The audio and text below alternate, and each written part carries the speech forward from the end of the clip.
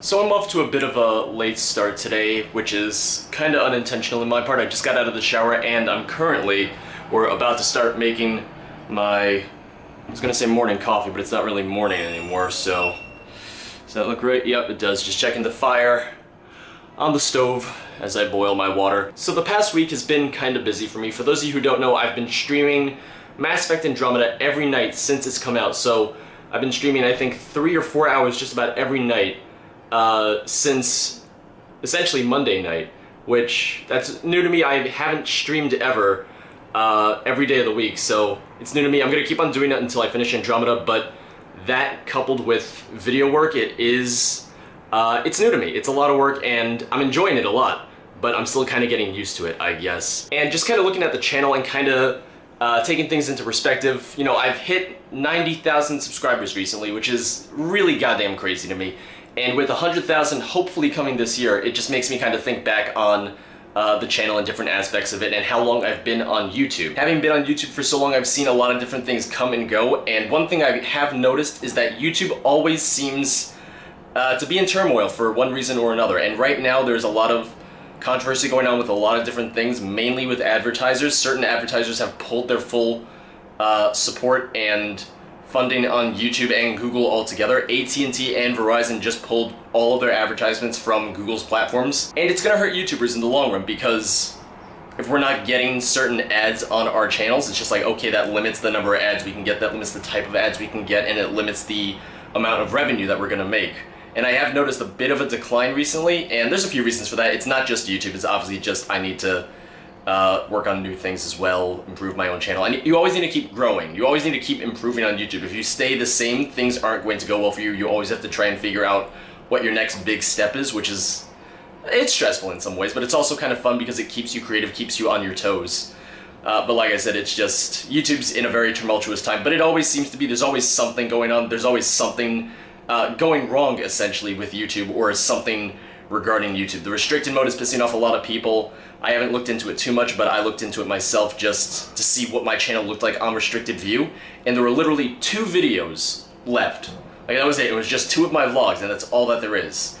In terms of what restricted mode is, I think it just blocks what videos YouTube thinks are considered mature or for restricted audiences. So in my case, it literally left me with 2 videos out of, what, like 1,500 videos that I have on the channel in total, which is kind of ridiculous.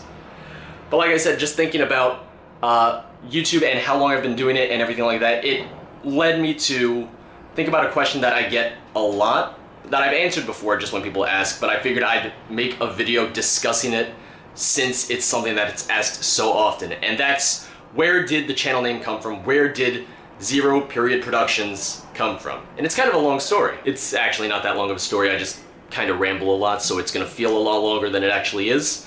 So the channel started back when Simon and I were in high school, when we were in 10th grade, so we were around 16 years old at the time.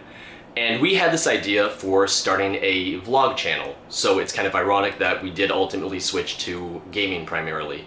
And the idea was that we would do videos every day before school started, and the school day was broken into periods. So the school day officially started with first period, but some people had classes or stuff during zero period. So I think once a week when we were in either 10th or 11th grade, Simon and I had, okay, yeah, it was 10th grade, we had chemistry lab once a week, 10th grade on zero period. Some people had gym every day for zero period, which I really am glad that I was not one of those people.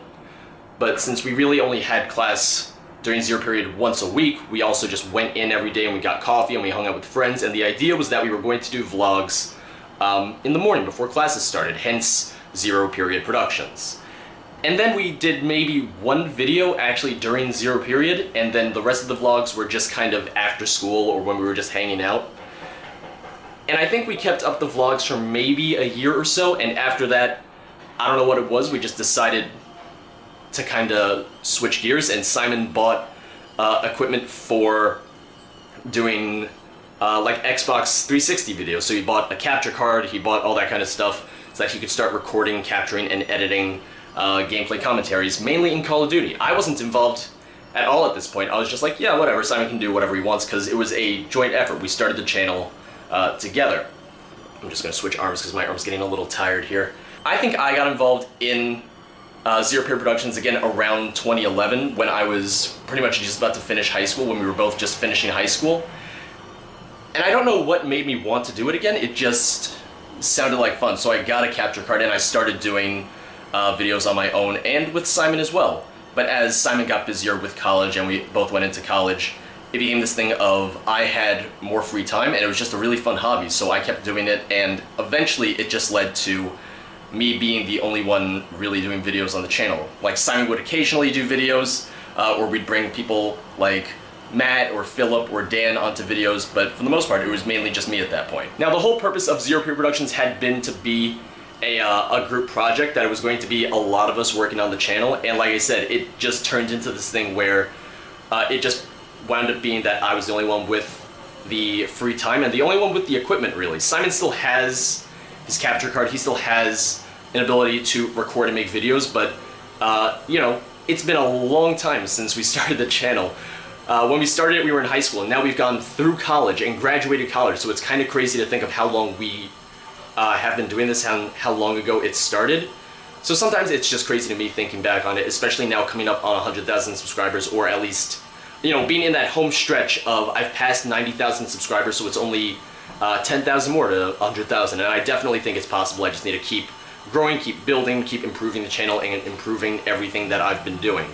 And I've been working on that a lot. I've been thinking of ways to improve the channel, ways to make the branding and everything a bit better, so that's something I've been working on a lot these past few weeks as well, just because, like I said earlier, it is this thing on YouTube where you can't really just stay the same, you have to always improve. And I don't know how many of you watch Rooster Teeth, but Bernie Burns from Rooster Teeth started doing his weekly vlogs on the Rooster Teeth channel, and he said something very, not inspiring, but very true to YouTube recently, and true to the internet. He said that the internet demands change, but the internet hates change, or something along those lines. So essentially, you have to keep innovating and keep improving, but at the same time, you can't change too much, because people don't want, like, a 180, essentially. They want you to stay the same in some ways, but they want you to keep improving at the same time. So it's a very weird sort of balancing act, I guess, of trying to figure out how to stay true to yourself, but also keep improving as well, which is something I like to think that I've done for the most part on the channel, but you know, it's always a learning process. YouTube is always a learning process. It's never as simple as you can keep doing the same thing and keep growing. To keep growing, you have to grow yourself, which is one of the crazy things. And just kind of thinking back on how I got into doing videos for the channel in the first place, I think the great irony is that one of the first series that I tried doing on my own was a playthrough of Skyrim when it first came out back in 2011. So it's kind of funny to see what has stayed the same and what's changed in some ways. I was playing Skyrim on the Xbox 360, and I was recording it, I think, in 720, and I was recording on a MacBook Pro, and look how far I've come. Now I'm doing Skyrim mod videos. And I'm not saying that sarcastically. It's like, it's a jump, I think. It's an improvement, but it's literally just that thing of staying the same and improving at the same time. I'm still doing Skyrim, but I found ways to make it better. I'm not doing it on 360 anymore. I'm doing it with mods, and I'm doing playthroughs and mod spotlights and all that fun stuff. So it is just, like I said, it's a matter of just finding out what people enjoy from you and finding ways to improve it over time as well. I think that's pretty much going to be it. My coffee's not ready yet, but my arm's getting tired from holding up this camera. Like I said, YouTube does have its tumultuous times, and this is one of them. So it's important for YouTubers to have more than one avenue of income, I think. So in my case, I have the shirt store, and I have the Patreon as well, both of which really help out in times like this when YouTube ads do kind of take a bit of a drop. So if you're interested in supporting me, make sure to check out the store, make sure to check out the Patreon. Thank you guys for watching, and I'll see you guys next time. Oh, water's ready. That's perfect timing right there. Bye, guys.